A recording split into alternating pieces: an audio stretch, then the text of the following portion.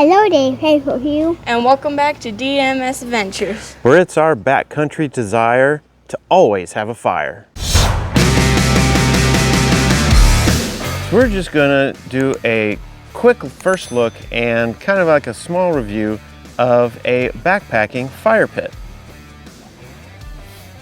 Well, I can't quite remember the name, so I'll flash that up here of this thing, and I also can't quite remember the weight. I think it's around a pound, but I'll go ahead and flash that up there as well.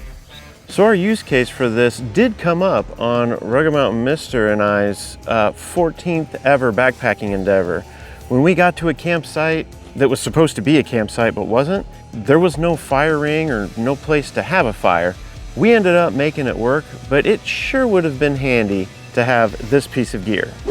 So really digging this green of this bag.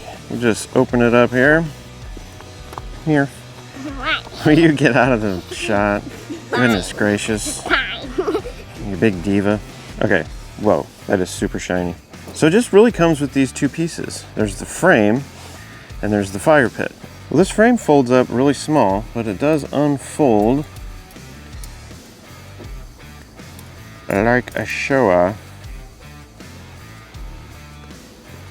into a, what is that? 1, 2, 3, 4, 5, 6, into a hexagon shape.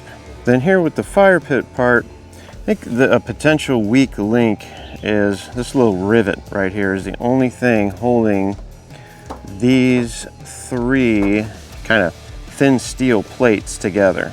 So to put this thing together, just fan all three of these blades out, fit in this tab into that slot, and you have to do that 3 times, which I presume is much easier to do when you're not trying to do it in front of a camera.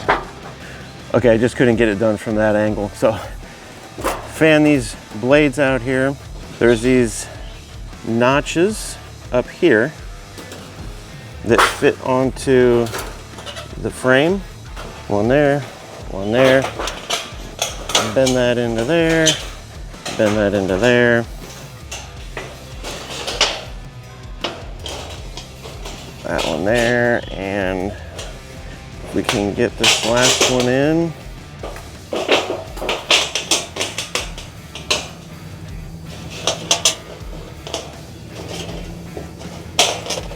Right there. Then we get these tabs inserted into the slots, which there is some flexibility.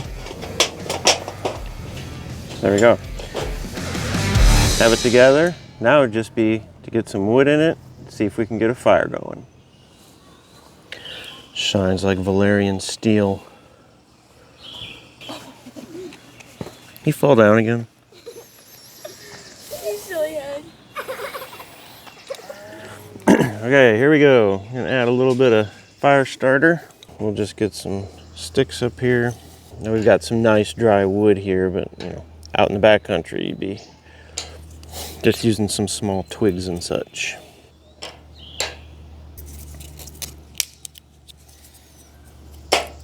Oops, doodle. Yeah, that's how I make a fire, guys. Comments from the peanut gallery over there. Hey. Then we'll get a couple smaller but big logs to kind of span across this thing,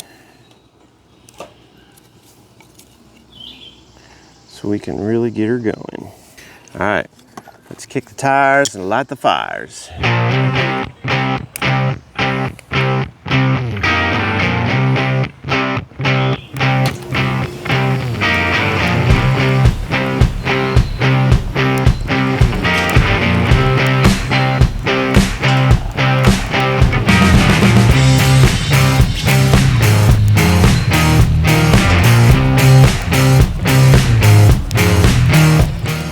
Well, that's kind of all there is to it. We'll let this burn down a little bit and then show how to clean it up and put it away.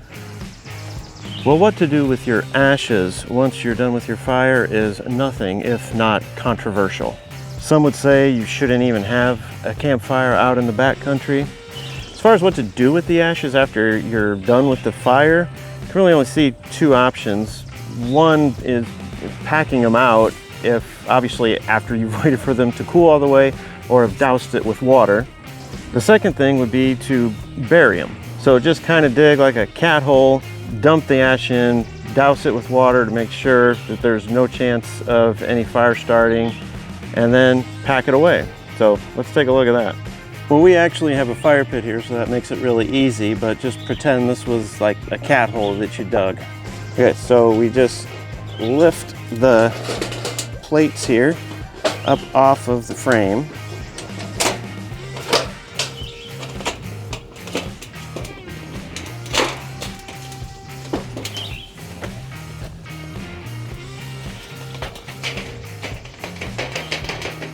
And unhook those tabs.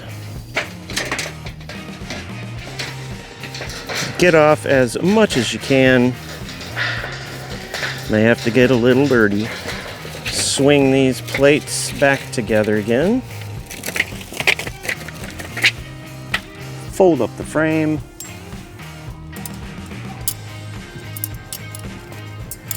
Slide it back in the bag.